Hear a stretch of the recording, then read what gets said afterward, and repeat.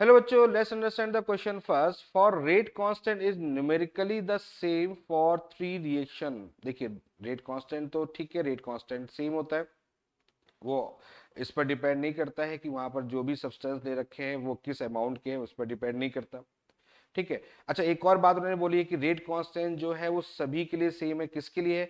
First order, second order, third order अगर है तो उसके लिए भी के उन्होंने पहले से प्रेडिक्ट कर लिया है कि वो सेम है। ठीक है। तो विच of the following is correct.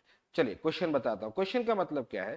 Question का मतलब ये है कि उन्होंने ये कहा कि हमने भाई R1 ले लिया is equal to K1 first order reaction ले लिया, R2 is equal to K2 second order reaction ले लिया, R3 is equal to K3 third order reaction ले लिया। ठीक है, क्लियर है? ये लिया उन्होंने। Clear. R1 equal to K1 A, R2 is equal to K2 A square, R3 is equal to K3 A square. अब उन्होंने कहा कि K1 is equal to K2 is equal to K3 है, यानी कि ये तीनों जो है वो सेम है। ये उन्होंने क्वेश्चन के अंदर गिवन है। तो अब यहां पर उन्होंने ये बोला है कि which of the following is correct. That's mean concentration of A की वैल्यू चेंज करते हैं तो रेट का क्या ऑर्डर होगा, R1 R2 R3, यानी फर्स्ट सेकेंड थर्ड तीनों ऑर्डर के लिए क्या होगा। क्लियर?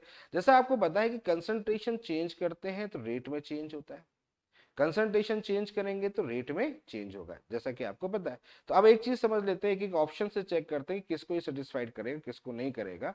तो फर्स्ट ऑप्शन कंडीशन दे रखा है कि कंसंट्रेशन ऑफ ए है वो 1 है, यानी ए की वैल्यूज 1 है। अब आप खुद सोचो, K1 K2 K3 तो सेम हो गए। सुनिएगा, K1 K2 K3 ये तीनों सेम हो गए। ए की वैल्यूज हमारी सेम है, 1 है, या 1 की पावर 2 या 1 की पावर 3 यानी कि 1 है। तो इसका मतलब सीधा सा है कि R1 is equal to R2 is equal to R3, यानी ये ऑप्शन हमारा करेक्ट है। अब क्योंकि फोर्थ में ऑल दे रखा है तो इसलिए मुझे सभी ऑप्शन को चेक करना पड़ेगा। चलो नेक्स्ट में चेक कर लेते हैं। If A is less than 1, A less than 1 है। अब लेस देन 1 है तो आप ऐसे सोचो कि जो R1 है इक्वल टू के है वो ए है।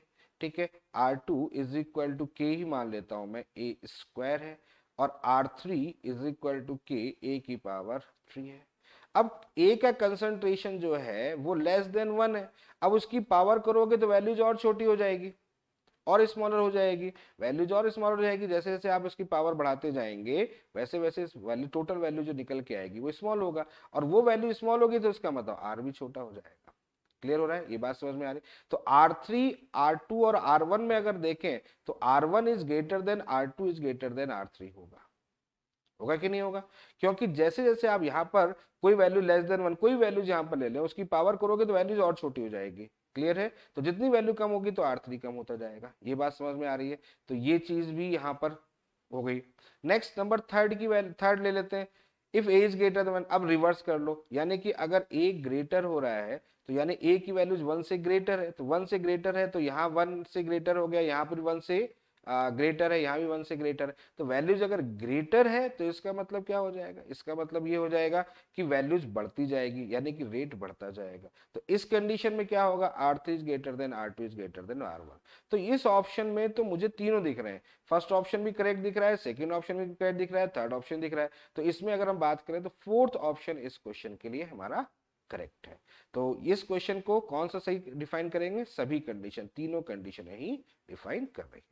So I hope you understand the very well. Okay, thank you. Best of luck.